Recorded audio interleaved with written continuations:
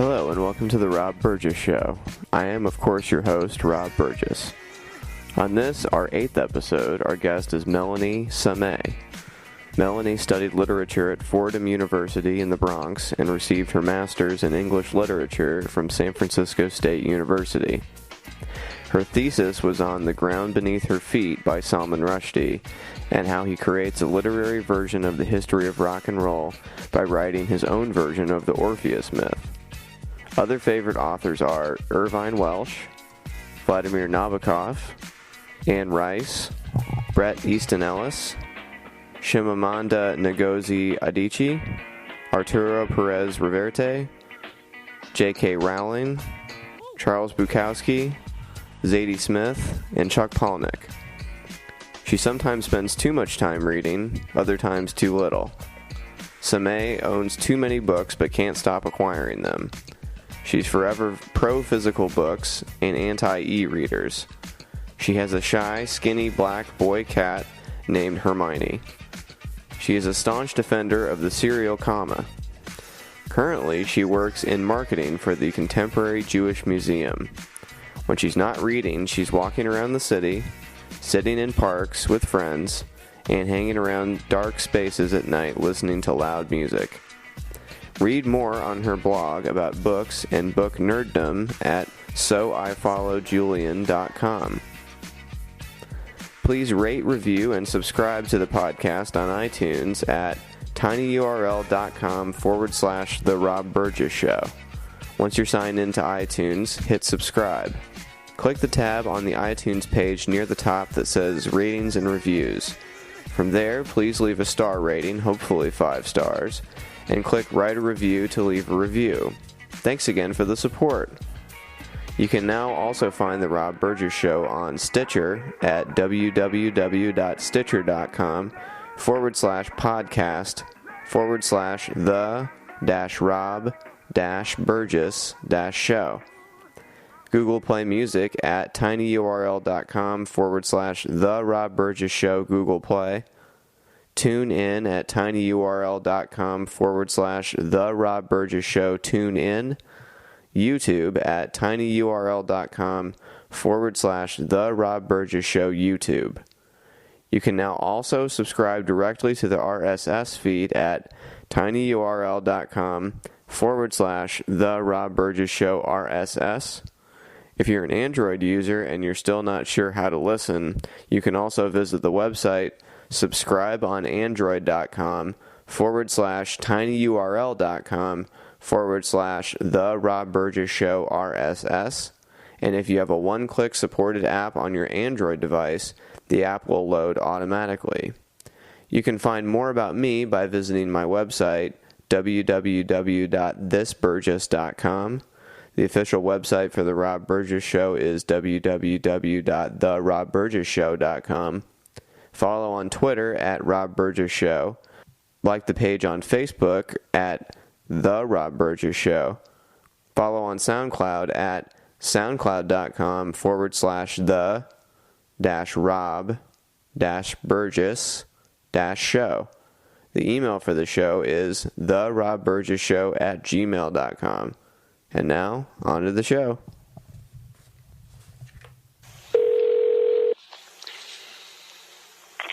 Hello, this is Melanie. Hey, this is Rob. Hi, Rob. How are you? Good. How are you? Oh, I'm good, thanks. Cool. I'm glad we finally got to do this. This is great. Yeah, me too. I'm excited. Yeah, me too, for sure. I'm a little bit intimidated because I know that you're a very smart person and that you read a lot, and I like to fancy myself a smart person that reads a lot, but I think you really are a smart person that reads a lot, so I'm always intimidated in people like you's presence, you know what I mean? So. No need to be. I read so much that I forget almost all of it. Okay. Well, cool. Well, I guess before we go any further, just tell people about yourself and whatever you want people to know. Let's see. I live in San Francisco. I read a lot. I have a master's in literature from SF State, and I did my undergraduate at Fordham University in the Bronx, and studied English as my major and philosophy as my minor. So, I was really thinking about the future when I, studied those courses. Well, definitely. We know each other because we have a mutual friend in Sean. Yeah. And did you get a chance to listen to his episode of the podcast? Yeah, I did. It was really fun. Yeah. I was so glad that he was my first guest. He just was such a great person to talk to, as I'm sure you know. And it was so cool that he mentioned you because, I just brought up the fact that I was trying to read a Salman Rushdie book, and he brought up the fact that, you have such a close connection with him. I don't know if you want to get right into that, but what is your when was the first time you encountered Salman Rushdie? Just at a book signing, and I think that he kind of misinterpreted my relationship with him because I've just seen him at book signings. So I don't have any personal connection to him except for the fact that he's probably like, oh, there's that goth girl again. Because there's only one goth girl in San Francisco that goes to all of the author signings. You did your thesis, is that right? On one of Salman Rushdie's books. How did you come to decide what the subject of your work would be? Well, let's see. I wanted to write about something that I thought was really important to literature. So, of course, I was thinking about Henry Miller's Tropic of Cancer, but then I thought, well, I don't really know what to say about that hasn't already been said. And then I thought, well, I really like Ulysses by James Joyce. I clearly cannot come up with anything that hasn't already been said. So then I started reading Salman Rushdie, and I really, really loved him, but I thought, well, everyone's written already about the Satanic Verses. And my teacher, Professor Avery at SF State, he had suggested, well, you really like music. You should try reading The Ground Beneath Her Feet, because we'd talk about music and stuff.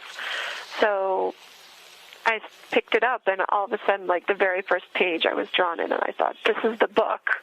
Like I just knew, and I read it, I think 6 or 7 times, to write the thesis. So I wanted to be totally sure of it. Wow. That's amazing. Yeah. And we should say that for anyone who has never read Salman Rushdie, he's an incredibly dense writer, and he really packs a lot into every sentence and every word. I mean, he even combines certain words, I'm sure you can attest to this, that aren't usually said as one word. He will combine them together. And I really feel like he does, his whole style is very musical, you know what I mean? Like, he has a very lyrical way that he expresses himself. Yeah, and I think that he's, whatever he writes about, he's very aware of. It's just astounding how one man can know so much, because when you're going through the Satanic Verses, there's just so much stuff that you just don't understand, and so you have to look it all up. And then for something like The Ground Beneath Her Feet, I actually understood most of what he was referencing because it was all rock and roll history and subculture. And so I just lucked out that was something that I was already interested in, 60s music and the Beatles and Andy Warhol. So I picked up on all of those references, whereas some other people might not. And I also really like Courtney Love, and he also references her quite a bit in the book, too. Okay. Well, I have to admit that I did get it from the library, and I have started, and I totally intend to finish it, but I'm not all the way through it yet. But I have noticed a lot of very symbolic things, mythological threads that I've been following, even from the very first date in the book, which we've kind of alluded to with the Satanic Verses, but the very first date in the book when he picks up the story is Valentine's Day 1989, which is the day of that the fatwa is released upon him for the Satanic Verses. So right away he's working with Greek, is that correct, mythology, or is it Roman? I think it's Greek. I couldn't say for sure. Right. Okay, but he's all the way into like multiple. He's talking to you on multiple levels at all times. I feel like, and he's using familiar imagery. He's using internal imagery. You know, he's doing the whole thing, and it's intimidating to me as somebody who I want to understand this, but I think that what you're saying about reading this, like you said, 6 or 7 times that you read this. Yeah. I mean, you almost have to with things like this. You know, you can't like what I've heard some rule when I was in college that you read first for a plot and basic character structures, and then you read a second time for the larger meanings, and then the third time for analysis. Like you keep digesting the same thing over and over again. And Salman Rushdie, you read it once, I just feel like it's going to be like a Paul Thomas Anderson movie sometimes. You're gonna walk away being like, I'm gonna have to see that a couple more times to really understand what I just saw. So yeah, I think Oscar Wilde said the only books worth reading are worth reading twice. Totally. So it's kind of hard for a reader because you want to discover new books, but then also if you really love something, you really should be dedicating more than one read to the book that you state that you love. Mm-hmm. Right. Now, I'm a big Stephen King fan, and in fact, I'm going to admit something I've never admitted on this podcast before, but I used to run a Stephen King email listserv newsletter. Oh. Yeah. Okay. So there's my nerd credentials on the table right there. But he has a lot of internal, and if you've ever read Stephen King, he has a lot of internal characters that appear in different books. Pennywise the Clown, I believe, pops up a few places. Randall Flagg from the Stand, of course, appears in the Dark Tower and other places. So he has these like internal mythologies, but like he has also larger mythologies. Now, you've read more Salman Rushdie than I have, obviously. Mm-hmm. So, does he have themes or characters or ideas that he carries from book to book? I got to imagine that he does. Yeah, he doesn't really have characters. His 2 children's books are connected, but I've read them so long ago that I can't quite say how. I think it's there's two siblings in the first book, and then in the second book, the younger sibling is the primary narrator, whereas in the first book, the older sibling was the primary narrator. I think that's how it was connected, because he wrote the first book for his son when his son turned, I think, 15, and then he had another son later on in life, and then his other son was like, hey, it's about time for my book to come out, isn't it? So it was kind of sweet that he did that. Yeah, that's cool. I think mostly for him, a lot of it is just trying to find your identity and the outsider, and also, like just people moving from one country to another and trying to kind of redefine themselves or define themselves where they move. So. Mm-hmm. Yeah, I've read some. I've not read a lot of other Indian literature, but I did notice that right away they really get into Salman Rushdie gets into his like the character's backstory as far as family and their several generations back. Is that a common Indian novel theme to explore? Because I'm thinking maybe the caste system maybe has something to do with that. It's very indicative of where you are to know where the family was. Do you know what I mean? Yeah, I'm not quite sure because I've only read a few Indian authors. I'm very limited myself, so I can't really say for sure. And I'm trying to think I'm blanking on his name, but I really love his work. He's the one that wrote the book that was turned into Slumdog Millionaire, Q&A. Vic something. I can cheat and look it up on the computer if you want. Yeah, I'm looking it up now. Okay. But it was, that book was really good. Oh, good. Okay, I haven't read that. Of course, Q&A means it's like such a strange thing to call a book. So, let's see, Slumdog Millionaire. Simon Beaufoy? Or no, that's the movie. Trying to find it. Vika Swarup? Yeah, that's it. He's really great, too. But I don't remember that there was too much history in that. Because, well, in that sort of situation, the character really had no history because he didn't have parents, so... Right. Well, I'm in the part of the book where they're talking about how the kid gets hit in the head with the ball, and you know, he's at the cricket match, and he doesn't speak, and you know what I mean? Like, that we're learning all about, you know, backstory, and we're all into the family and stuff, and maybe that's a common thing for novels to do, I don't know, but... Yeah, I think a lot of authors do that. Fair enough. Well, it's then you have other authors that kind of just give you nothing, but sure. I really do like that you get so much information about a character, but somehow Rushdie is such a good writer that you don't forget who the characters are. Right, for sure. Well, I mean, the way that I got to know Salman Rushdie was actually through Christopher Hitchens, and I've really just grown to just appreciate his mind and people that he associated with. I've discovered other authors through people he knew, but he really seemed to have a special place for Salman Rushdie, and that encouraged me to seek out more of his work.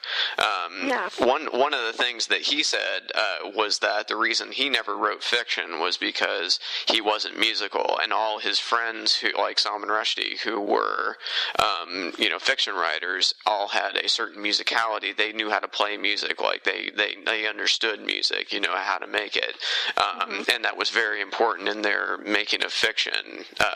What do you think of that idea as far as Salman Rushdie? I can't remember I don't know that he has any musical abilities. I'm not going to claim anything for him. I honestly don't know.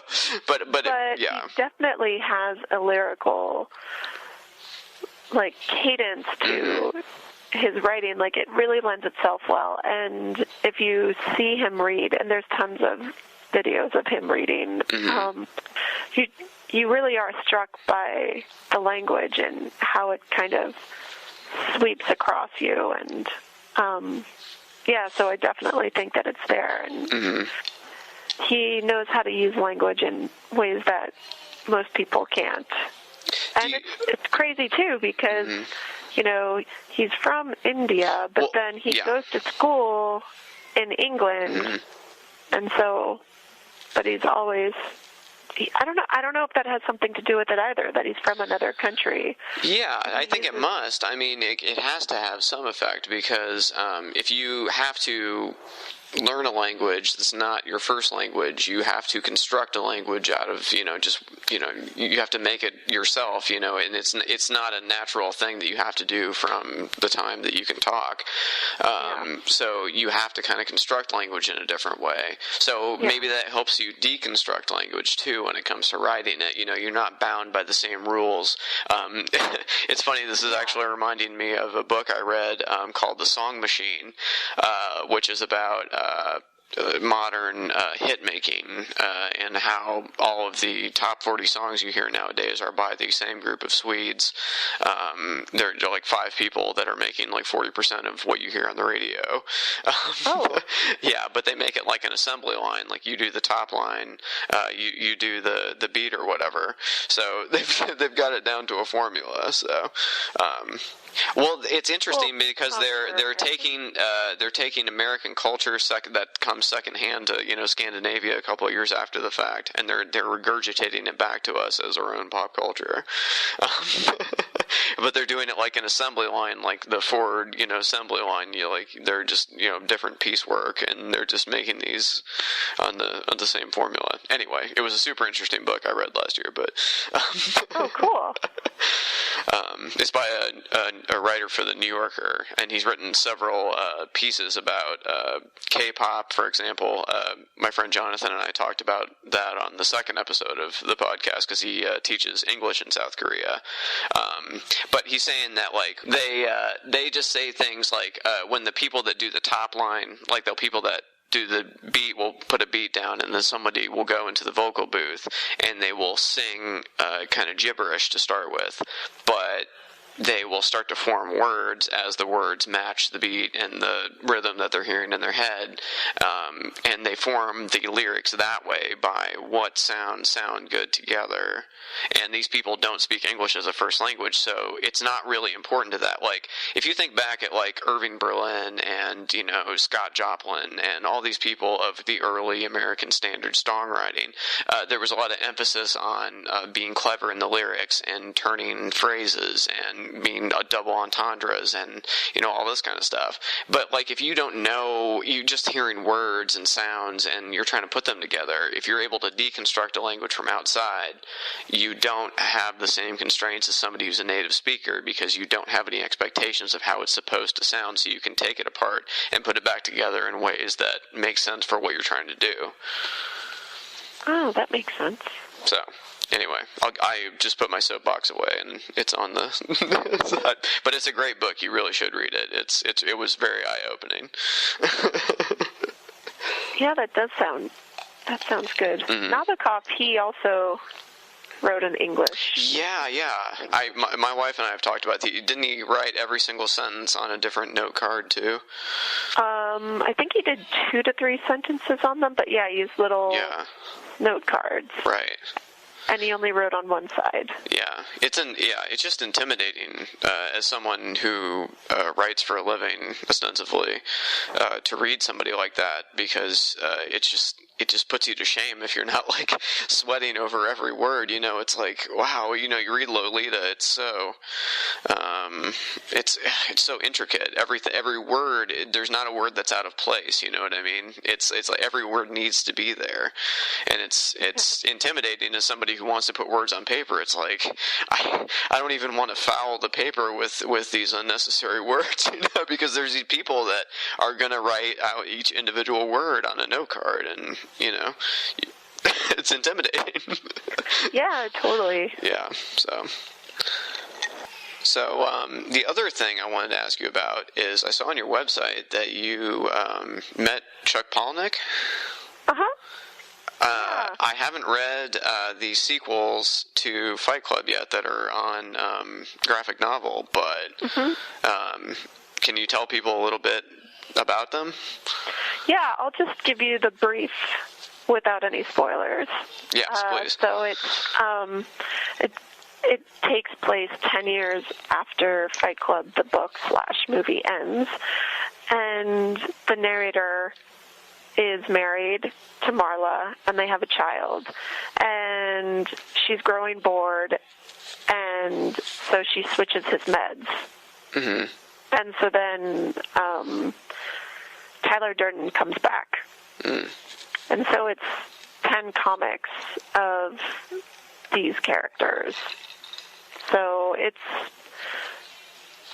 I actually I haven't really read comic books except for when I was much younger, and I didn't quite understand that they came in order or anything. I would just read them because I'd buy them at, garage sales or flea markets. Right. But then I got older, and I was like, oh, you need to go, every month or week? This is just too much, because I read too much. It was too much of a commitment, but because one of my favorite authors was releasing this story, and I thought, oh, wow, he's doing it by comics. So I started going to the comic book store, and I really liked that whole what's it called? It's just, I'm trying to think of what the word is. I can't remember. But anyhow, you just really enjoy this feeling of, like, you have to go to the comic book store and you have to buy this comic, and then do you read one at a time or do you read them in batches? I don't know. Everyone's different. So, you know, when you pick up a comic now, half of them are ads. So what you're holding isn't really genuine because half of it you can take out. So, but anyhow, it's really good, and I really, really recommend it. Cool.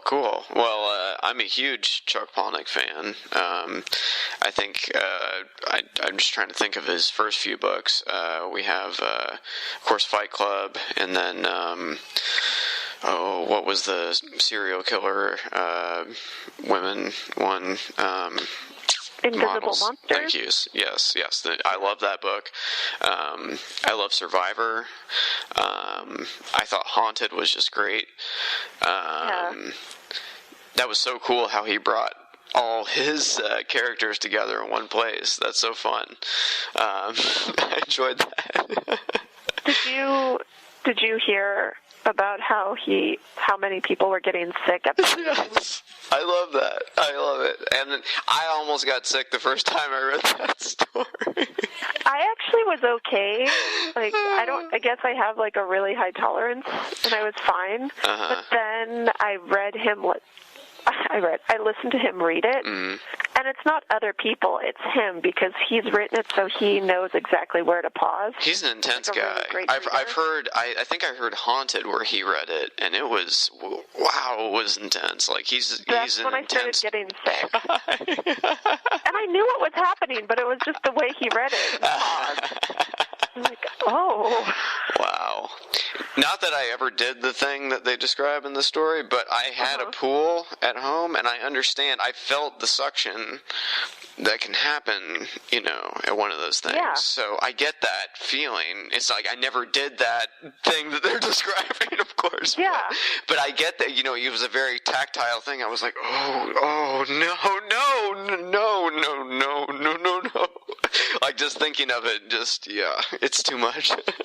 Yeah, and I think, I've seen him speak a lot, and he always says that what he finds the most interesting and most scary are the stories that could possibly happen, not like some crazy zombie mummy thing, but all of those stories seem like they could happen.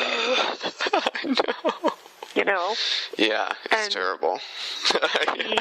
He says that, and it's funny because he has such dark stories that people actually confess things to him. Like, they just quietly tell him, like he said that one time some girl came up to him, I think it was at Comic-Con, and said that her family, she lived with her mom and dad, and they had a dog, and the dog was getting old and starting to pee places or whatever, you know. And so the dog, so anyhow, it was just this, like, dog wandering around. So she brought her boyfriend over while her parents were out, and they had sex on her parents' bed. But then her parents came home early, and they freaked out, and they got off the bed, but I don't know if the girl had her period or what, but then there was some stains on the bed, so she's hiding in the closet or down the hallway. The parents come in, are like, shit, and then they leave, and she has no idea, but the parents took the dog to be put to sleep. And it was all because of her having sex on her parents' bed, because they thought the mess was by the dog. So it's like weird stories like that. Like, and this girl was like, I've never told anyone this before. And so then, of course, he tells, you know, people on book tour. But it's just, people do that to him. And he says that he does take a lot of his stuff from things that he's heard or people have confessed or things he's read. I mean, he studied journalism, so it makes sense. Totally. Yeah. So they feel like they are journalism. Well, I mean, he had a book of journalism, right? Stranger Than Fiction, right? Wasn't that his book of nonfiction? Yeah, and also he had that book about Portland, right? Right. That's the one book I haven't read. Oh, yeah, that's a good one. That's fun. I have friends who live in Portland. I really want to go. I mean, not just because of that book, but also because of that book. Yeah, it's definitely on my list of For sure. books to read. Definitely. It's a good one. But let's see. The last couple I haven't actually read. I didn't finish Pygmy. I didn't... My wife finished... what was the one? It was a person's name. Oh, I don't remember. It was about... Okay, I'm going to look it up. But it wasn't... I didn't really care for Diary. It wasn't my favorite. Oh, yeah. Too. I liked Rant. Yeah, that was the one I was trying to think of that I thought was someone's name. But, yeah, I heard that was a good one. I didn't finish Hell. Oh, yeah. I don't know. I just haven't been able to, really get into the last couple, but, Oh, yeah, there's a really disturbing scene. What was it in Hell or the one after it? It's Damned that you're thinking of, right? Oh, I'm sorry. Yeah, it's not called... There's no book called Hell. I know. But then there's this other one that came after it. Doomed. That was the one where... Doomed. What was that one? It follows the same girl, but she's now on Earth as a ghost. Oh, I missed that one. Huh. Yeah, that one is really good too, and it's just crazy because when he's writing, it just seems natural, not like he's trying to shock you. Yeah, right. Whereas I picked up some book, I can't remember what it was called, but I only got maybe 15 pages in, and I felt like I was reading something written by, a 15-year-old kid who was trying to shock you. And I was just like, I'm not shocked easily, and what he was writing wasn't shocking, but I felt like he was just trying everything to get your attention and to piss you off, and I was like, I don't really think that's what I want to read. There's way too many other books out there. Sure. So, I usually read a book all the way through. I hardly ever don't finish them just because it frustrates me to not finish. Okay, well, fair enough, yeah. I can't say the same, but I'm overly ambitious in how many books I start is my problem, so... Do you start multiple books at the same time? Oh, God, yes. See, I'll never finish a book. If I do two at once, one of them just falls by the wayside, so I always finish it. Yeah? Well, not always. I'd say 97% of the time. Mm-hmm. I could probably name off the books that I didn't finish because for one reason or another. Usually those were when I was in grad school and I started too close to the semester, and then I just gave up. Okay. Well, just so you know, I'm not any less intimidated. So... if that's what you're going for, mission accomplished. No, I haven't. No, it's not trying to intimidate. It's no, it's just how you are. It's just. Yeah. I don't work that way. So, sadly, it seems like you concentrate and finish more things in general. I'm sure. So, but I don't know about in general. I spend too much time reading, but Well, it's a good way to spend your time. I don't regret any time I've ever spent reading, for sure. Yeah. Now, did you read the Invisible Monsters remix? Yes, I did. What happened different than the original story? I can't. I'd read Invisible Monsters so long ago. I don't remember too many different. I mean, I can't really compare them, but it was pretty cool. I mean, he did all these weird things, like you had to hold the book up to a mirror to read one chapter. The chapter was 3 pages, or he inserted personal bits of his life, which were really cool. Just really strange stories that, if you read them, if he wrote them in the story, they'd seem pretty false because it was just the coincidences were too strange. But he was like, no, this actually happened to me in real life. So, yeah, I really can't compare the two, sadly. I just thought of another Chuck Palahniuk book I love, Lullaby. Oh, yeah, that one was good, too. Yeah, that was a good one. What did you think of Choke, and what did you think of the movie of Choke? I didn't see the movie, Choke. Oh. It's got Sam Rockwell in it, if you like Sam Rockwell. Who's Sam Rockwell? He was in Hitchhiker's Guide to the Galaxy. He was in the George Clooney movie about the game show host slash assassin. He was in Moon. He was in Moon. Oh, all movies I have not seen. Okay, it's okay. This is not helping me. Anyway, but what did you think of the novel of Choke? Oh, I liked it. I thought it was a really good idea, and I thought that it was so accurate. People want to save people, and people want to be responsible for other people. They may not admit it, but I think that it's very true. Yeah, definitely. It definitely felt very realistic in the problem he was diagnosing, you know what I mean? Yeah. I'm trying to think if there's any others I haven't mentioned yet, but yeah, I think we talked about Snuff. We didn't talk about Snuff. Oh, yeah. That book was pretty crazy. It was, wasn't it? I mean, it's a real thing that probably happens sort of sometimes. I mean, you know, especially in the 70s, I'm sure it happened. Yeah. So, you know, I mean, that's, like you said, I mean, that's the thing that makes his stories horrific, is that they touch reality a little bit, you know what I mean? They kind of trigger something in your brain that says, this is something I should actually be scared of, you know? Yeah, but I can't remember the character's name, but I remember being happy with the way that Palahniuk created her, because I thought she was strong, and I thought that she was in control, and I never thought that it was putting her down. It was just like, this is a crazy, messed up story. You know, but it didn't feel like it had to do that.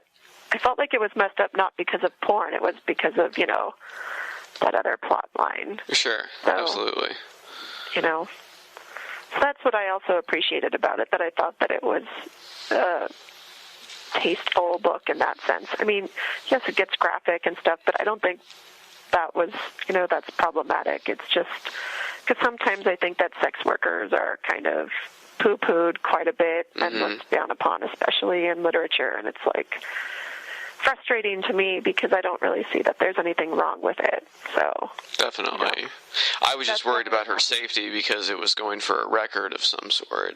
You know. Yeah. So.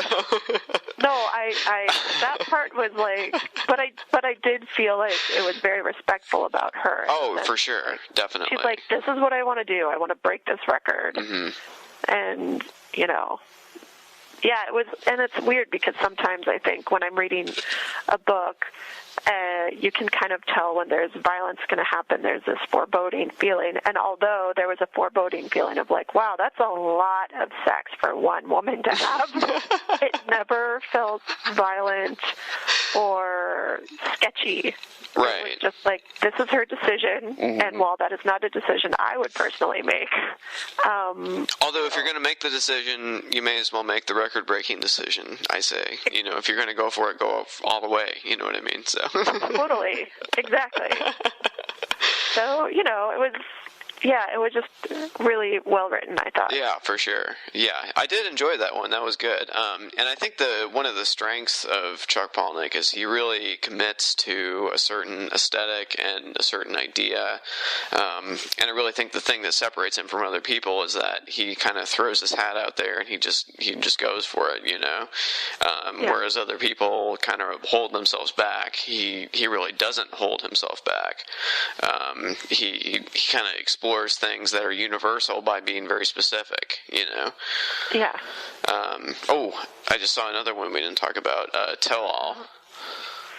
Oh, Oh yeah, that one was good too. I liked it, but it wasn't my favorite. It's not like a top 5 for me or anything, but it was good. I thought it was on the better side of the ones that he's done for sure. Yeah. Now there's something called Make Something Up. Yeah, that's really good. Those are his short stories. Oh, okay. Well, So I'm interested in that. I love his short stories. I think he's a great short story writer.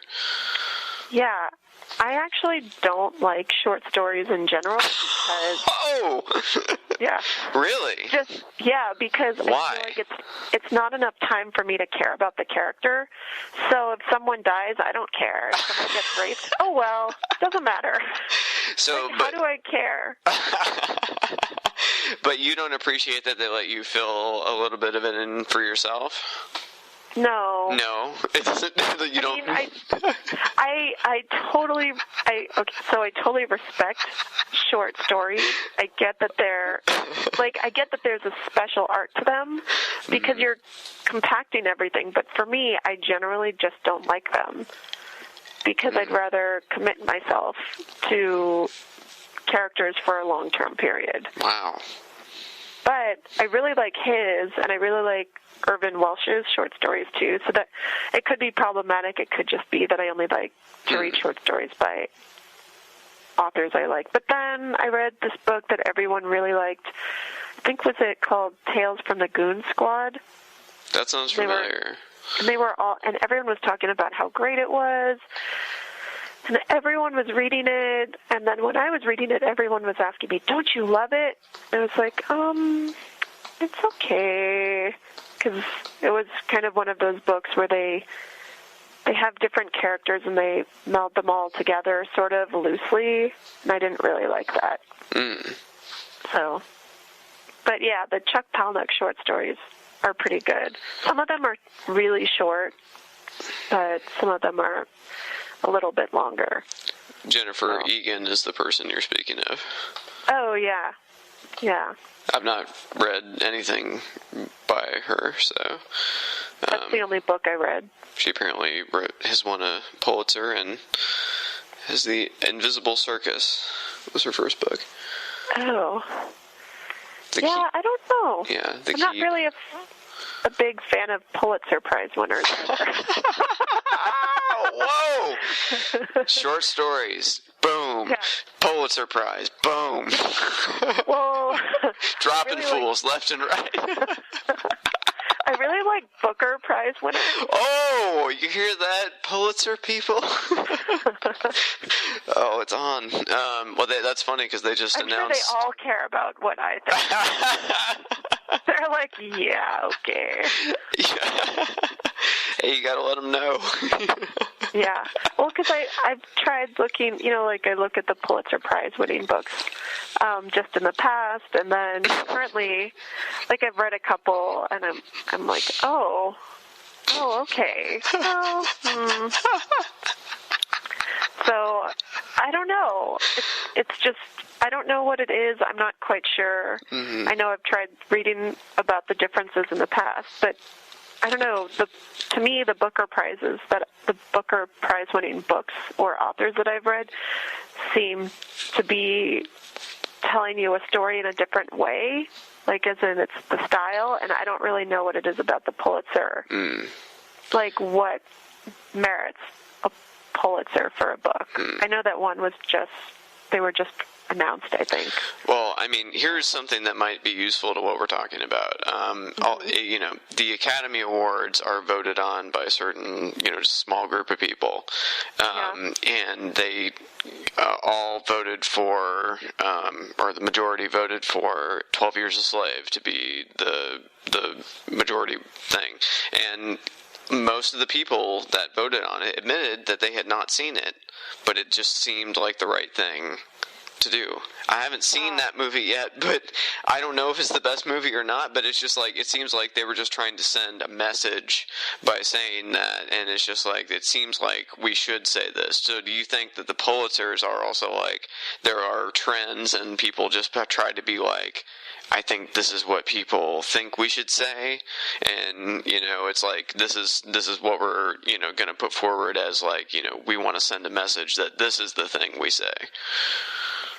I don't know. I mean, I don't know that I would want to say that about them. I think it's just a personal preference, you know, like, some people like Barnes & Noble, some people like Borders. It's like, maybe one is more academic and heady, and one is more subversive, you know? So you think the Booker, you're talking about the Man Booker Prize, right? Yeah. So you think do you think they choose more subversive books? I don't know, but I really like them more, and I tend to like subversive books. Well, I do too, so I'm interested. I want to find out more of these. So. Well, for example, Salman Rushdie won the Booker Prize for Midnight's Children, and then he won the Booker of Bookers for Midnight's Children. So basically they took all of the Booker Prize winners and lumped them together, and then they voted on which was the best of all of them. So, yeah, and then Julian Barnes, The Sense of an Ending, also won the Booker Prize, and that was just amazing and super short, but it was more like a novella, and I don't know. It was really good. What do you think about, and now we've talked about short stories, what do you think about novellas? I like them if they're, you know, if they don't add too much stuff that's unnecessary to make them longer, you know, because sometimes I think that someone's writing a short story and then they don't know what to do, so they just add some stuff in there that they don't really need to make it. So you approach it from it's just a overstuffed short story that you hate anyway, and it's not enough to be a proper novel, because it's not a good enough idea. Or it's not even that. Or that they didn't follow through, maybe. I think that sometimes you know, like, people are just trying to make things longer than they need to be. I know when I was younger, I used to try to make things longer because I thought it should be a particular length. But I don't really know for sure. I've only read a couple of books where I thought, wow, you're really stretching it. Like, I read this book by Mary Norris.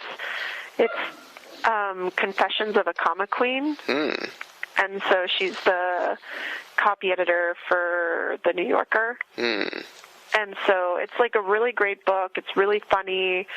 I really enjoyed it. But then there's a, and it's short, but there's a chapter on pencils that she likes. And I thought that was just thrown in there. I was like, okay, I'm a copy editor. I'm also an editor. Do I really want to read a chapter on pencils? I mean, I'm nerdy, but that's just like, I felt like that was just pushing it. No one wants to read a chapter about these particular pencils that you like. But of course I read the chapter. Finished the book. Say whatever you want now. You still followed through. Yeah. So, but I think that's really the only time where I've thought that something was being pushed. Right. You know? Sure. So. Now, I'm a journalist, and I follow AP style to the letter. I think I read somewhere that you are in favor, the Oxford comma. You want to explain what the Oxford comma is? Yes. So when you have 3 items that you're listing, that are just a grouping or a pairing, or 3 together, you put a comma in between each of them. So you'd say apples, comma, bananas, comma, and oranges.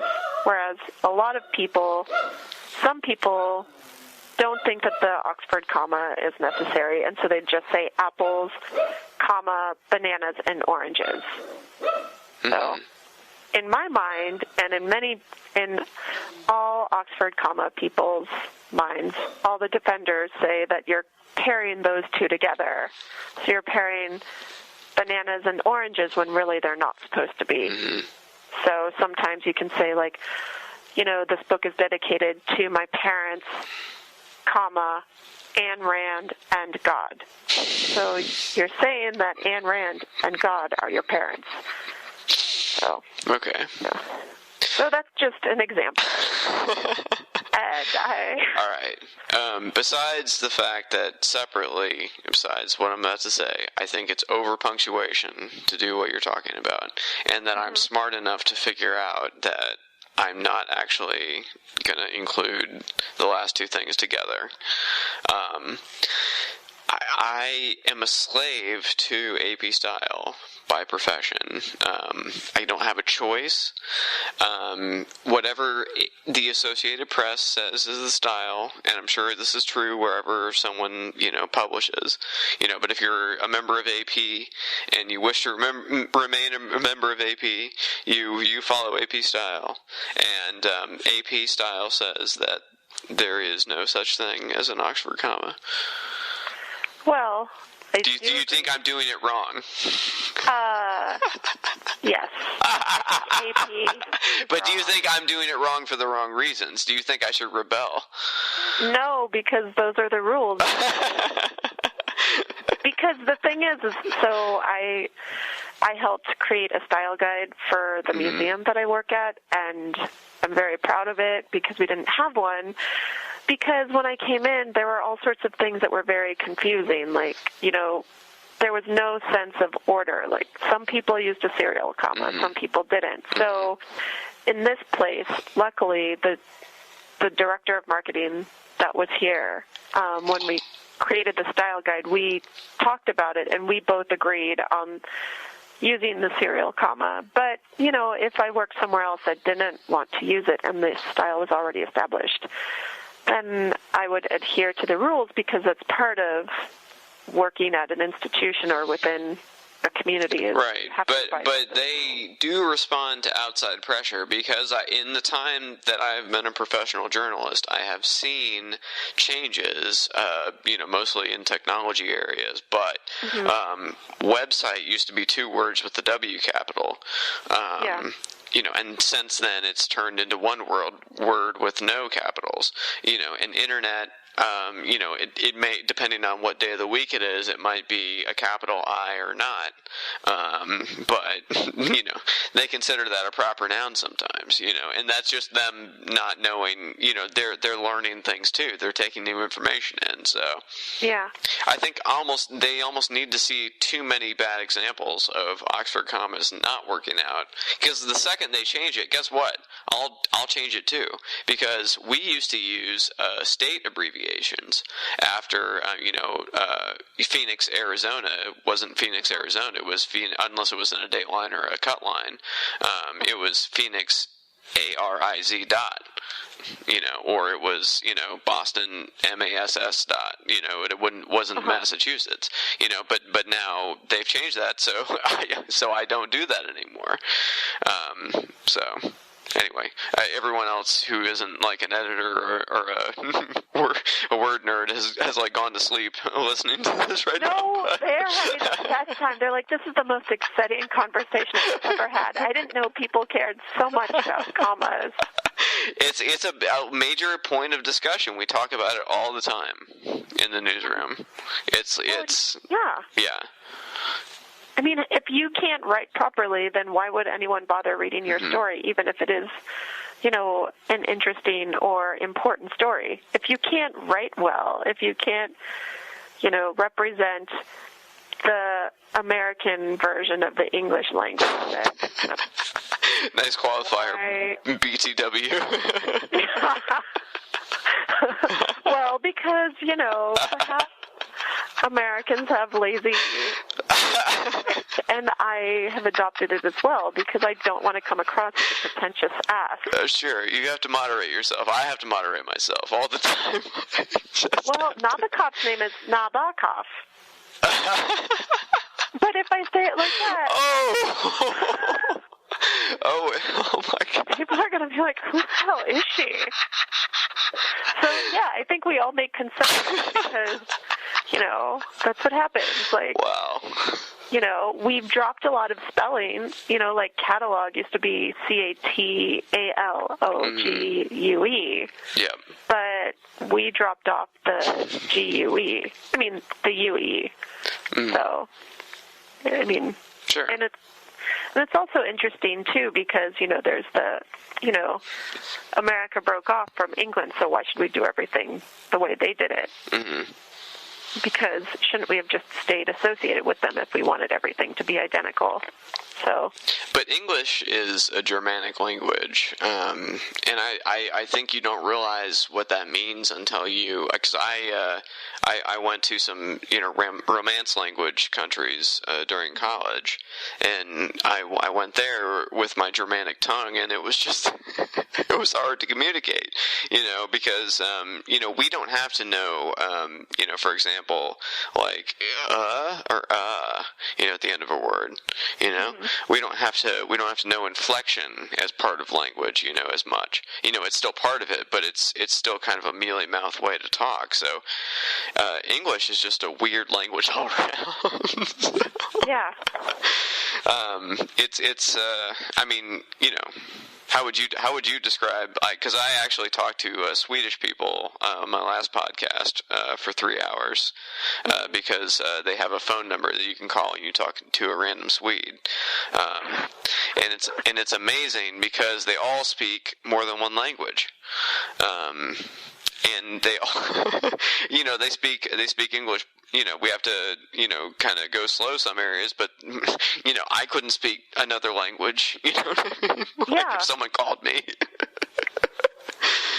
at all. So, and everyone could, and it was amazing. And one of the people I talked to was like, yeah, we all speak more than one language, man. Basically, I think every country does for America. Yeah, we just know our one language. It's like... I know, and then so I have this friend that he's from Ecuador, and so we were speaking, and he said we were at work. This is when I worked at the SF MoMA on the floor in a gallery, and so we had to check to make sure all of these microphones were working. And he said, I have, what did he say? He said, it was so correct, but now I can't remember. He said, I have confirmed that all of the microphones are working. And then I kind of smiled, and he was like, what? I was like, nothing. And he said, what? Did I say it wrong? And I said, no, you actually said it precisely, like, perfect. So much so that, an American would never say it that way. Like, what? What should I say? I checked it out? And it's like, yes, that is what you should have said. Please don't. So then he would, whenever he would, confirm, he would confirm that they were working properly instead of checking them out. So it's kind of interesting because it's sad people come here and they speak perfect English, and then they have to dumb themselves down, and use our slang. Yeah. So, yeah. Yeah, exactly. Yeah. It is pretty amazing. Oh, well, we're coming up on the hour mark. Can you talk much longer? Or? Yeah. Okay, I cool. can talk a little longer. Awesome. We always talk about music. What kind of music do you like? I like a lot of mod music and a lot of Britpop and a lot of goth music. Not so much, I guess not a lot of goth music. I guess I just like 3 bands. What 3 bands? I like Bauhaus, Joy Division, and I don't even know. I guess just I guess some people kind of say The Cure, but not really. But I like those like weird offshoots, like all those bands that are basically super influenced by Joy Division, like She Wants Revenge and Interpol. So that's cool. Yeah. There's a really good documentary you should see about Factory Records. that they did all the Joy Division and what is the band that was after Joy Division with three of the four members? Yes, thank you. All the records that they put out are numbered. It's all factory records. It's like number 56, they just like number them.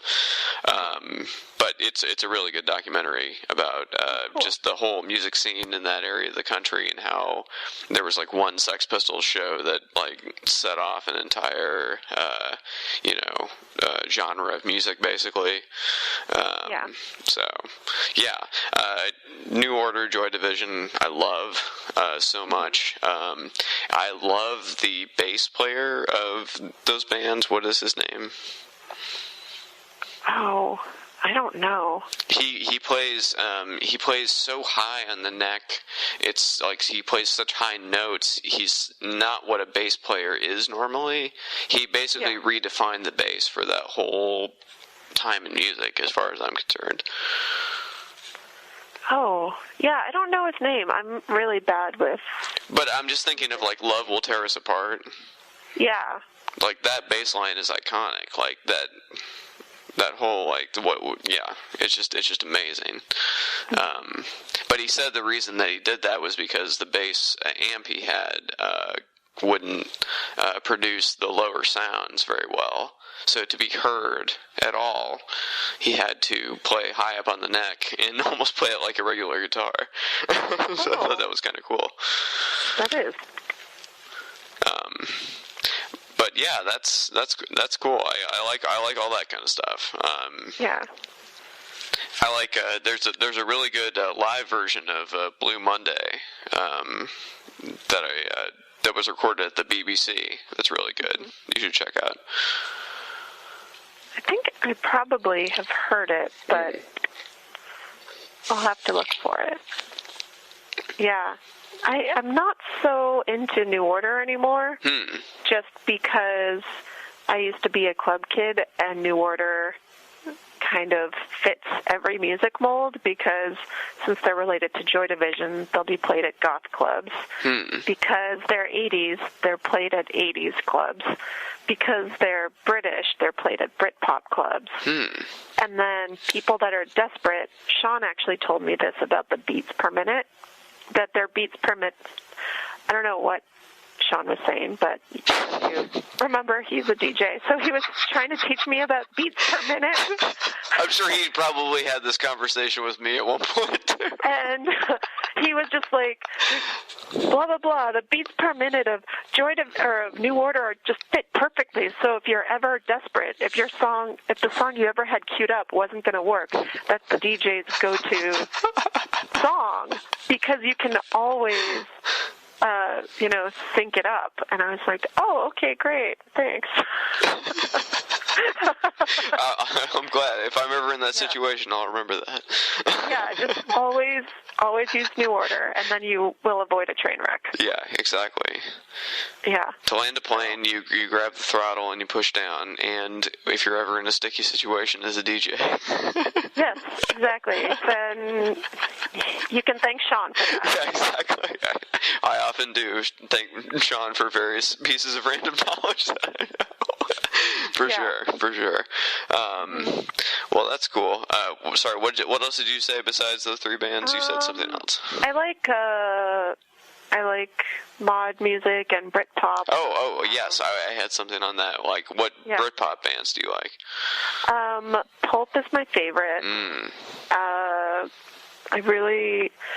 I was a latecomer to the Smiths and Morrissey. I kind of held off for them for so long, and then one day I actually listened to the lyrics and I thought, oh my God, the man's a genius. So, and I really like Kula Shaker. I don't know if you ever listened to Kula Shaker. I special ordered that from Amazon. I got it. Did you? Yeah. Oh, yeah. Do you have the new one? No, I don't have the new one. I have the old one. I have the old one. No, the new one just came out like a month ago, but it's like $36. Whoa. And so then I was like, why am I not I love them. I should just buy it, but I was getting lazy. So that's funny you say that. I very much sought that out. That was definitely a find for me. I was like, yeah, I'm gonna get that one. Do you know about the mother? No. You don't know? So Crispy and Mills has a famous mother. Haley Mills. Oh. Haley Mills from The Parent Trap. Oh, okay. And from Pollyanna, from all those old Disney movies. Right. So that's his mom. So, anyhow, I was a big fan of The Parent Trap as a young child, so wow. I was pretty shocked to find out that was his mom. I had no idea. I don't know why. I guess it's not that big of a deal, but to me, I was like, well, it's a big deal to me. I've never heard that before. That's crazy. Yeah, so, But anyhow, so I think those are like the main ones. I listened to a lot of other ones, but not any as obsessively. Did you listen to Pulp? I listened to Oasis. I listened to Blur, very much so. I'm afraid I was probably a little too late for most of the early stuff, but I like the Stone Roses. Oh yeah, they're good. Yeah, for sure. I like Oasis too. I missed that one. Yeah, I'm probably I'm just in the generation where that was ubiquitous, and I just couldn't get away from it. So. It wasn't even really a choice whether I liked Wonderwall or not. I was a victim of my time. And I think everyone has these strong feelings towards Wonderwall. This so defines this precise moment in my life. Stop, you're killing me. It was everyone's song. It was my best friends and my song in college. And then I moved out to San Francisco, and then it was my friend's song, my best friends in San Francisco and my song, It's amazing how we're all the individual snowflakes in our own ways. Yeah, exactly. Yeah, no, I was right there for that, for sure. I was caught in the wonder wall. I couldn't get out if I wanted to. Do you like the Beatles or the Rolling Stones better? Oh, you're killing me. I know, that's the question no one wants to ask because it's kind of annoying, but it's also okay. kind of All right. If I have to say, I'm Rolling Stones, but it's so I started to appreciate things like "Baby You're a Rich Man," rock and roll music. I started to appreciate things that I had previously, poo-pooed about the Beatles. Now I can put the Beatles into context and I can understand them, but I think just for my soul, Rolling Stones, I have to, I can't not. Yeah. But they were created, with the anti-Beatles fans in mind. Sure, I know. I understand that. But I really like the Rolling Stones too. I do. I like the Beatles better. Okay, fair enough. I feel like they were... You have a very popular opinion. I know. Do I? Well, I guess, yes, I think in the general population, yes, but I feel like in my group of friends or in my circle, the places that I go, everyone likes the Rolling Stones better. Yeah, I know. It's a fun thing to say. It feels good. It's like yeah. I'm not like everybody else. You don't know me. Exactly. As you listen to Wonderwall. Anyway. But yeah, for sure. I mean, you can't deny it. I mean, you can try to deny it. You're making a statement by denying it. Yeah, exactly. But it's something you have to recognize at a certain point that you're measuring yourself against it, and it's like, why am I measuring myself against it? Because it's the thing. So you should just stop denying it. Yeah. It's like just settle in for the Beatles. Exactly. But I like the Rolling Stones because they challenge you, They're like, there's a little bit of an edge, like I don't know what's going to happen, Yeah. Well, I feel like the Beatles were like that too, though. Yeah, that's true. You know? I can't totally John deny used it. to yell "fuck you" to all of his fans. What's that? He used to yell Who did? profanities to his fans while did? he was playing live, John Lennon. Because when he was in the Beatles or when he was solo? When he was in the Beatles. Really?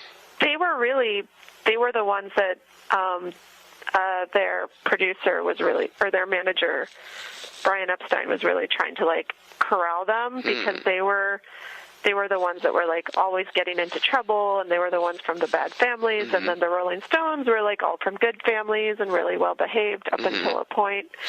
And so they were the ones that were always just, you know, getting into trouble and angry and you know.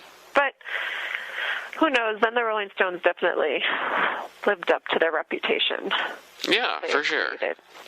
So, but yeah, I read a lot on them for my thesis, so it's just... Who, the Rolling Stones or the Beatles? The Beatles, but then I read one book on the Rolling Stones. What book did you read on the Rolling Stones? Was it the authorized... I can't remember what it was called, like maybe the authorized biography or something. It was a long time ago, and actually that was one book I didn't finish reading because I was like, oh, I don't need it. Because I was trying to figure out what Salman Rushdie was basing the characters on, or who, and I was like, oh yeah, it's definitely John Lennon. It's not Keith Richards or Mick Jagger. Okay, fair enough.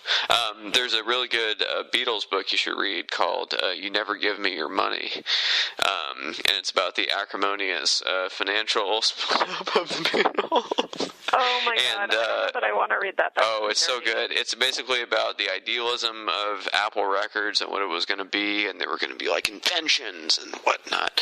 And then like it was like Yoko Ono like in court, you know, and people like cheating on their wives. And it was just crazy. So it's a good book. I liked it a lot. But yeah, that's a good one.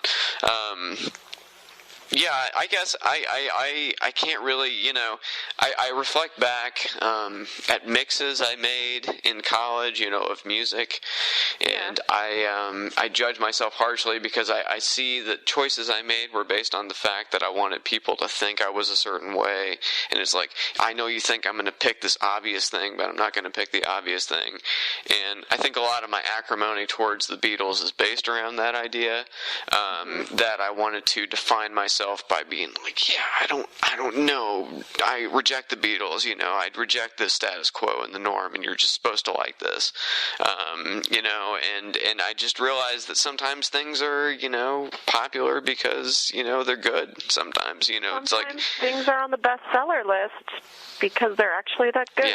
Yeah, exactly. And you can't just reject that out of hand and just try to define yourself and be anti, you know, fill in the blank, you know, because it's the thing. Yeah, people do that with poor Dan Brown. I want to hear your defense of Dan Brown. I want to hear this. Really good writer. I want to hear it. I've read whenever I read his books, I get physically caught up in them in the sense where sometimes my heart starts to race, and I have to put the book down because my heart is thumping so hard because he builds up scenes so well.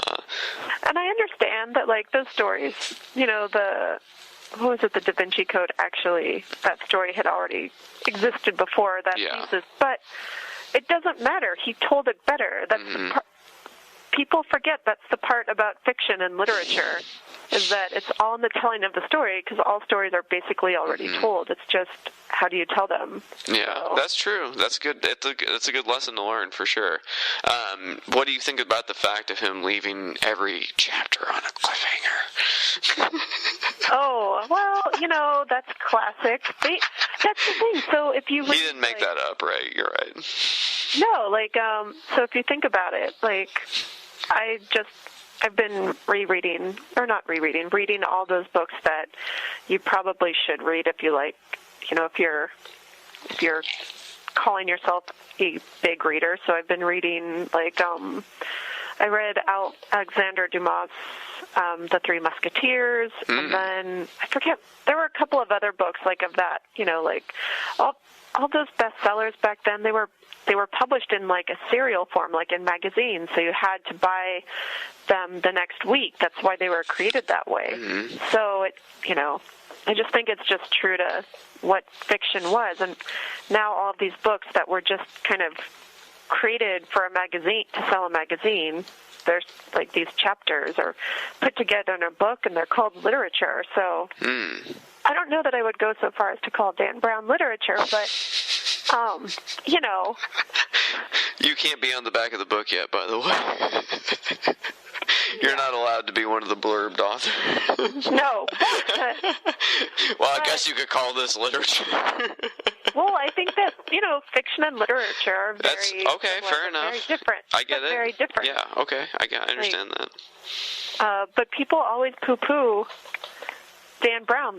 True. A lot of my friends that are really intellectual just won't read him or even consider him. And I'm like, well, I don't really know what the problem is. Like, I saw the book and I was never interested because it was a New York Times bestseller, and then it went into paperback form, and then they republished it in hardback form, but with all of these images of artwork and the places that he wrote about. So I thought, what is this? Why are they reissuing it? And so then I finally picked it up and read the description. I was like, oh, that sounds good. And then, it was very interesting. So he also picks places that if any generic tourist has been to Europe, he writes about places that you've likely been. So you're like, I know that place. Just feeling of familiarity. Yeah, he knows how to play the reader, which I think is really important. Sure. So, absolutely. Yeah. Wow. So sorry, took you on a random Dan Brown. That's not what I expected to talk about when I called you, by the way. Well, we can talk about, Here I was expecting to hear about, high art and, I was expecting to be educated. Now I'm hearing a sermon for Dan Brown all of a sudden. Dan Brown is great. Okay, fair enough. I buy your argument, and I will revisit him with a fresh eye. I won't prejudge, as I have in the past. Well, I really like Anne Rice. Okay. So okay, what do you think of the fact that she went into a fundamentalist Christian vein, and then she came back out of it because she saw the Twilight money being made? Oh, I don't know about that. Well, I think she stopped writing her vampire series because she had a religious conversion, I believe. I don't know. So I kind of know a lot about her. All right. So she, just because I'm obsessive, and also, I've been goth for quite a while, so I've been reading her for a long time. So she was always Catholic, and she was super Catholic, but not super Catholic as in anti-gays or anything like that. She believes in marriage equality, but she grew up, she went to Catholic church all the time when she was little. And then her daughter died at 5 years old of leukemia, and then that's when she wrote Interview with the Vampire and created the 5-year-old vampire. And then years later, she had another son who's actually gay, and then she had a husband who recently died. And when her husband died, that's when she kind of got a little bit weird, and she wrote that Catholic book, the book about her Catholic religion. I don't know. And then I haven't read that, but I will eventually read it just because I really like her and I'm interested. And then she went back, and I think, I don't know, it's weird because I think sometimes authors are tired of the characters and that they're just tired of everyone wanting the same thing, but then they go away for a while and they're like, well, actually I do kind of miss these characters. And so she did she started this wolf series, which is pretty good. So, but she wrote some other books that weren't so good. Like, she wrote 2 books about Christ. I guess one of them is made into a movie, but I don't think I'll see that. I mean, I'm reading here that she wanted to distance herself from Christianity in general, and she wanted to say that she was still devoted to Christ, but not Christianity as a religion, basically. Ah, interesting. So, you know, whatever that means. But, I mean, she apparently, I've not read any, really, Anne Rice, but I've seen Interview with a Vampire. Yeah. And it was a very homoerotic movie, as I remember. She said that she is, what did she say? She's a gay man trapped in a woman's body. Suddenly it all makes sense. Yeah. I was like, oh. And that was like, I read her books when I was 12 years old, and I was like, oh my goodness. Like, I was learning all sorts of stuff. I'm like, queer people exist? What is this? I didn't know that was possible. That's interesting. Yeah. Because, you know, yeah, people used to keep a lot of things quiet and hidden for so long. So. Sure. And especially with Catholicism. I mean, if we're talking about that. Yeah. For sure. But okay, well, that's interesting about her. I didn't realize that she's had such a complicated relationship with that. Yeah. But I mean, I guess, you know, that always kind of, it's interesting when you find that out, because Salman Rushdie also had that too, where he was born Muslim, but then he decided that but his family was non-practicing, you know. I'm not quite sure how, I think it was just like, kind of, you know, like how families inherit a religion. Like, I inherit Catholicism from my family. Mm-hmm. So he kind of, you know, that's what he was, and then he walked away from it. Yeah, I always get weirded out when people don't see that, how much, you know, where you're born and who you're born to influences that part of you. It's like, yeah, you are this, but, you know, what choice did you have? What other options were you given where you were, and who were your parents, and, you know, who were the people around them? So, yeah. For sure. Now, what did you think about the fatwa and as far as like his safety? He's had several translators killed. You know, so he's been in real danger for the things he's written. And really, the only thing that makes him a target is the fact that he was brought up in the faith and then he left it. That was the thing that made him a target. Is that, you know, he was in this thing and then he left it, you know. Well, and also, you know, they were pretty upset by his language, by his story too, by the satanic verses. They were. But what specifically about the story for people that don't know the story? Like, what was it specifically that set them off? So there's these verses that supposedly used to be included in the Quran, I believe, and then they were since removed later on, saying, oh, those didn't exist. But then, basically, I think in a nutshell, Rushdie is saying, everyone's saying that the Quran is directly, you know, directly the word of God. What if, or Muhammad, what if it's not? What if someone else can sneak something in there?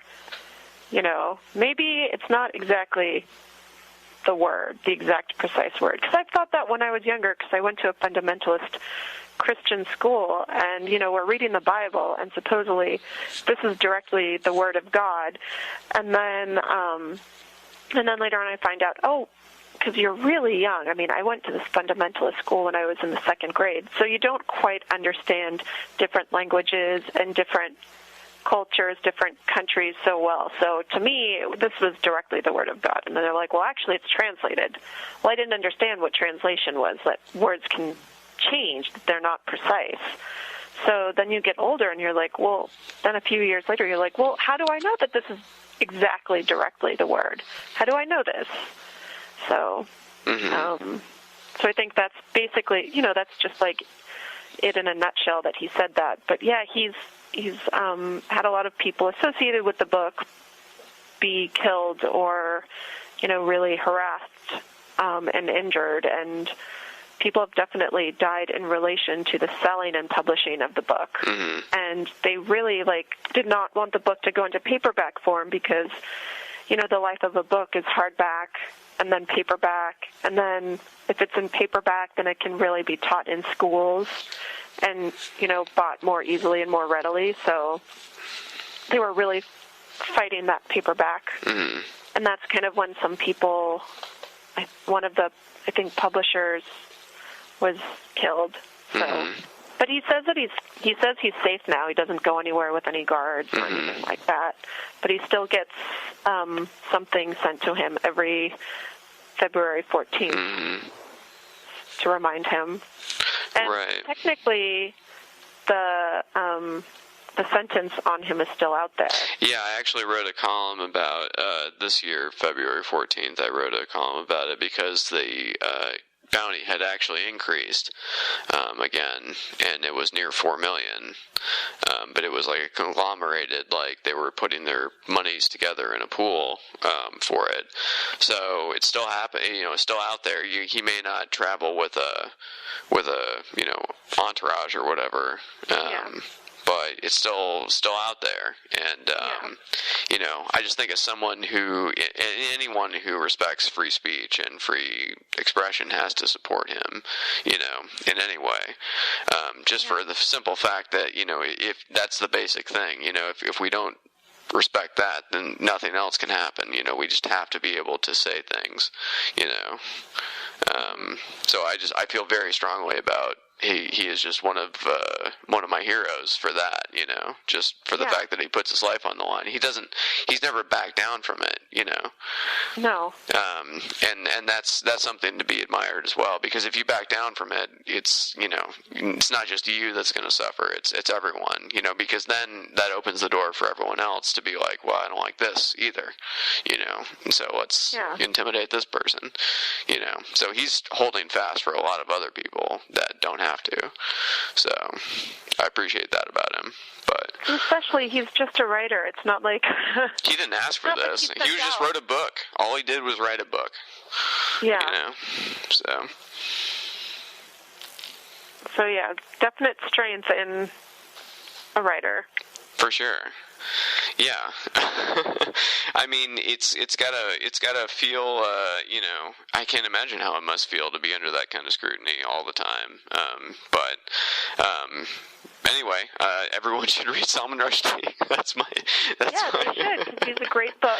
He's a great writer. And yeah, for sure. Tons of books, and he's also really, really funny. Oh, he's hilarious. Yeah, absolutely. I think people don't realize that. They think Salman Rushdie, he must be totally serious and boring. Mm-hmm. But he's so funny, and his stories are so interesting, and there's this magical realism also that I think... Yeah, we didn't even get to that yet. Yeah, totally. I mean, the first time I started reading him, I was like, I don't understand what's happening. There were just so many things that I didn't finish it the first time, and then I read it again when I was in grad school, because I was just so confused. I was like, but how is this happening? Wait, I don't understand, because it's magical realism, and I'd never encountered anything like that before. So, yeah, I just think that everyone should read him and be aware that weird things happen, but he's also super, super, super funny. Like, you laugh out loud in his books. So. Well, cool. Well, is there anything else you wanted to talk about that I didn't get to? I don't know. I can't really think of anything. Just, yeah, I guess those are all the main writers. Oh, Irvine Welsh is really good, too. Oh, yeah, for sure. I love Trainspotting. I don't know much beyond that, but... Yeah, his books are so funny, and he also has that lyrical cadence to his writing as well. Cool. Because he writes in that brogue. Yeah. So right. It's almost like reading another language. But I've read him so much that I can read it now easily, and it all makes sense. But if I try to read it out loud, I kind of stumble over words, because it's like, it'd be like, you can, and it's like, that's for but it's Ken. So, yeah, But then sometimes if I read him too much, because I love him so much and I kind of want to emulate his language, so then I try to use some of his slang, but then I just sound like pretentious or stupid using slang that's from another country that people can gather what I'm trying to say. Sure, exactly. But, you know. It's like Anthony Burgess, for example. Oh, yeah. Yeah, I really like... Well, I've only read... Sure. Clockwork Orange. Right, me too. But that was really good. Yeah. I wasn't expecting to like it so much. Yeah, for sure. But it's it's the same thing. It's like you get into the groove of the cadence, you know? Yeah, and it's just amazing. Mm-hmm. And, yeah, I don't know. I really love when authors do that. It's not... I don't think there's too many because it's so hard. It's such a gift. Yeah. And you really have to be committed to it, too. It's not something you can pick up and put down. You have to be kind of like into the, you know, head nod part of it, you know? Mm-hmm. Yeah, totally. Well, cool. Thank you for talking to me. It's been fun. Sure. Yeah, thanks for talking to me, too. It was really fun for me. Yeah. Is there anything you want to promote before we go? Well, I do have a blog about books and book-nerdom called So I Follow Julian, and I took the title from a book by Bret Easton Ellis called Less Than Zero. Oh, well, let's just hold on. Let's we don't have to end yet. Rules of Attraction just happens to be one of my favorite books. Oh, really? Oh, yeah. American Psycho is amazing.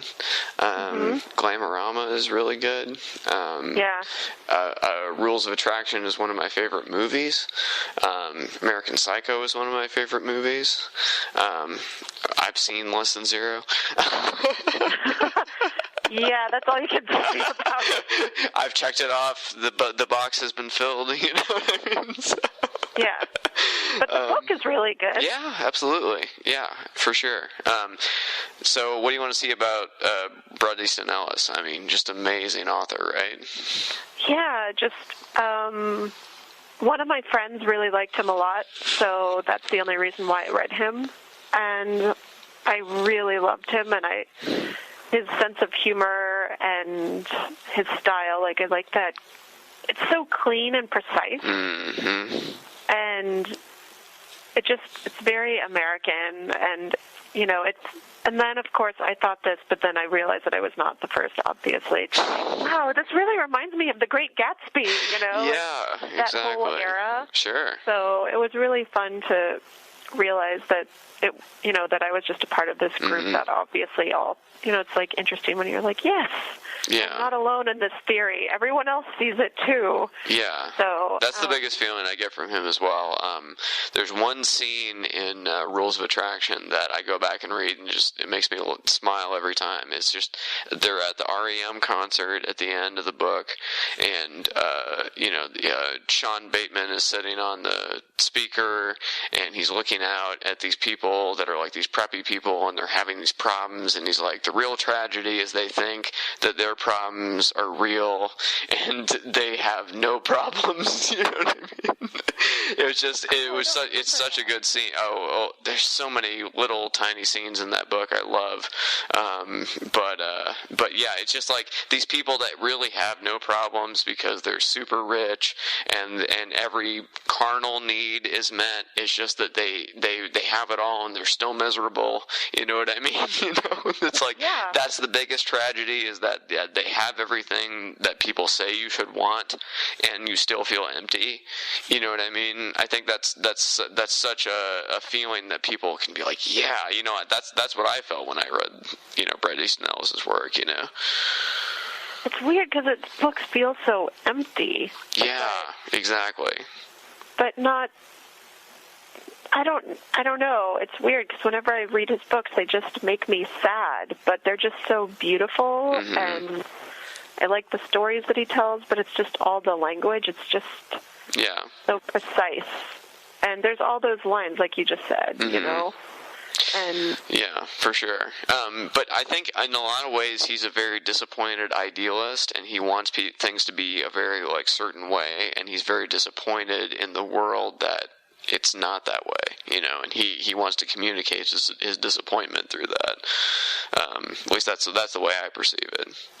I would agree with you. I don't think he enjoys that this is how he perceives the world. No, I don't think he's having fun talking about it that way at all.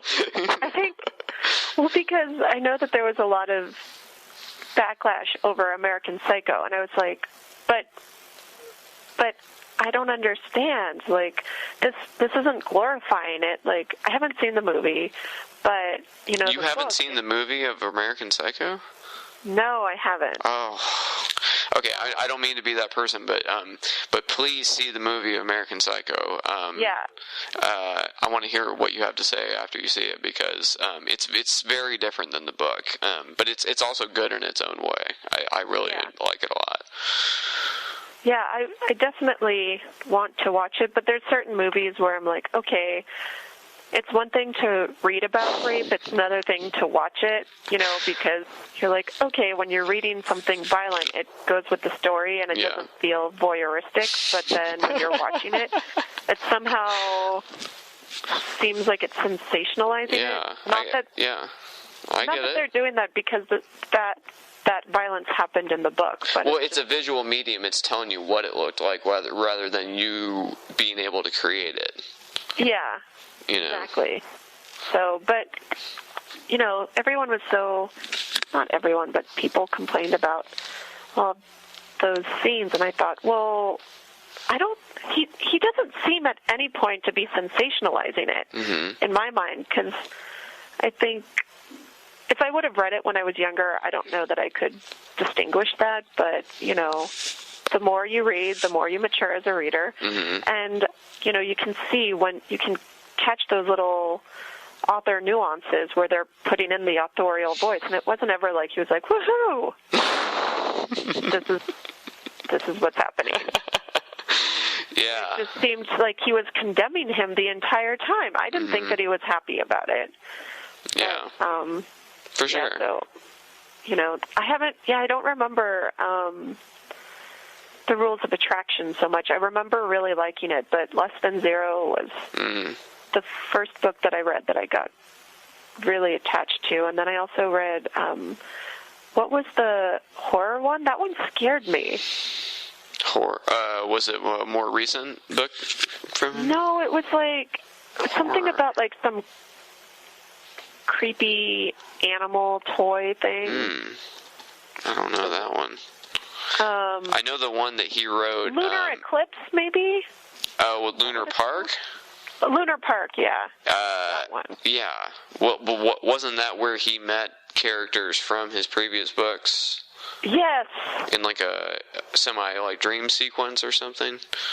I don't know. I think so. I have not read it yet. That book really scared me. Oh. I actually was gonna go to Cat Club, which is where Sean used to bartend and our other friends, and I actually had to have someone meet me at the apartment to walk me the 2 blocks because I was reading that book and it scared me. I realized that this little creature could not possibly exist, but it had me so fidgety and jumpy, and I was like, well, this is kind of cool that a book has scared me that much, to childhood status where you're scared.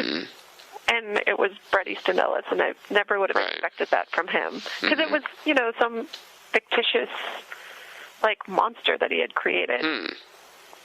So. Have you read Imperial Bedrooms? Yes. Is it any good? I liked that one too, but I think, it wasn't, I didn't like it nearly as much as Less Than Zero, but I did like it, because he definitely played around with, himself, and I think he's in it, and, he's talking about, it's like Bret Easton Ellis, the character, Bret Easton Ellis, the author. So I do like when authors get meta. So. Yeah. I mean, at a certain point, where else is there to go, unless you're going to rehash the same story over and over again,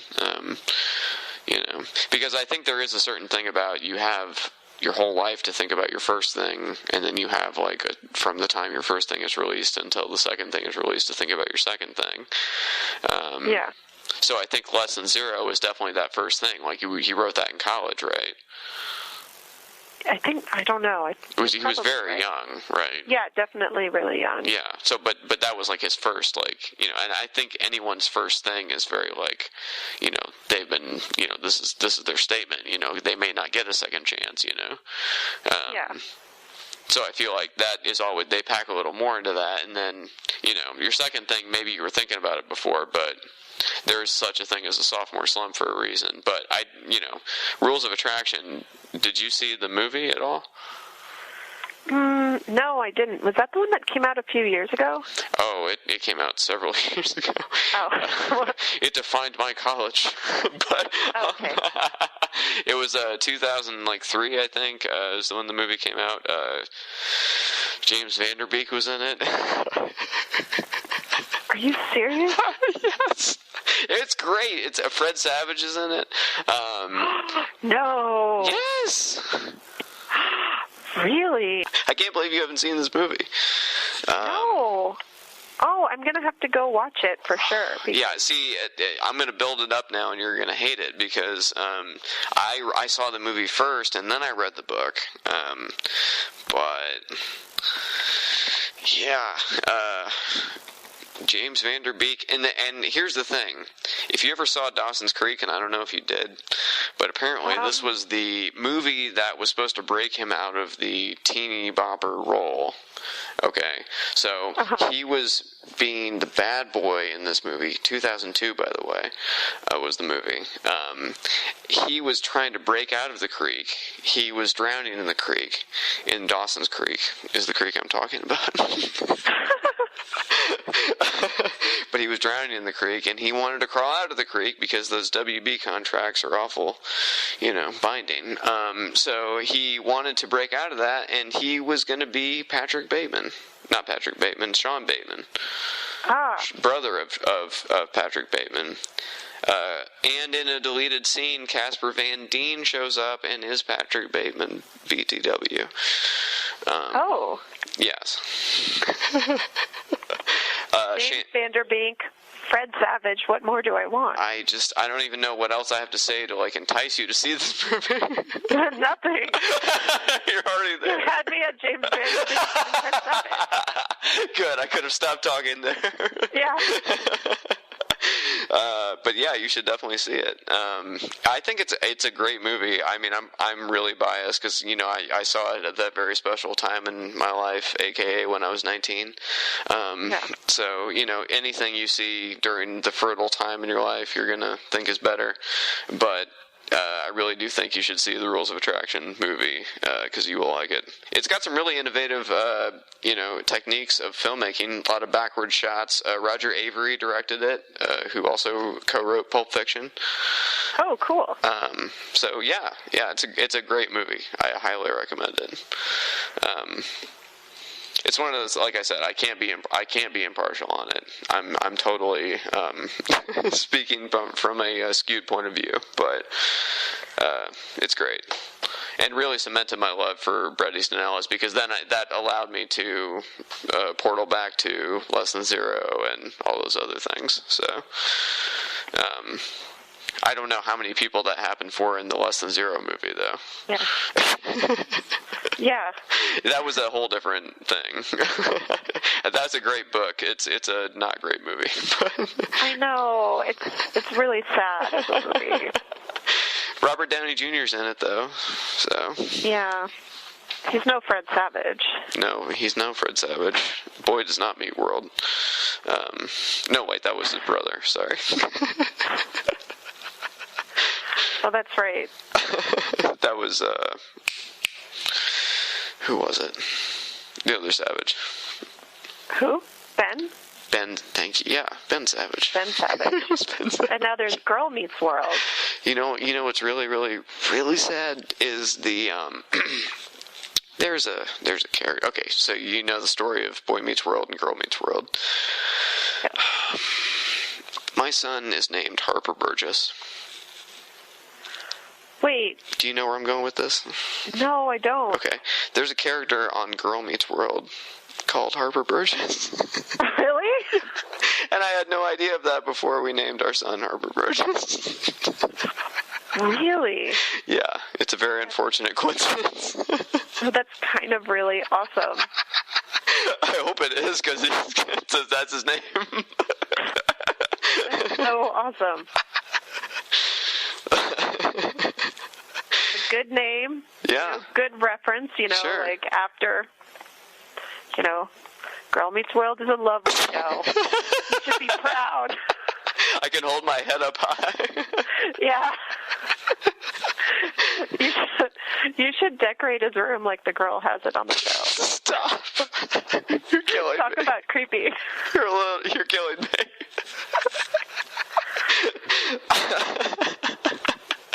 If he has a sibling, you could call her Topanga.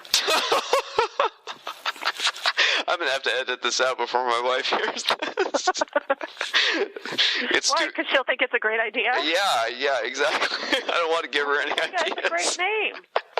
Topanga is a strong female character. You should be lucky to have a daughter. Topanga. Oh wow!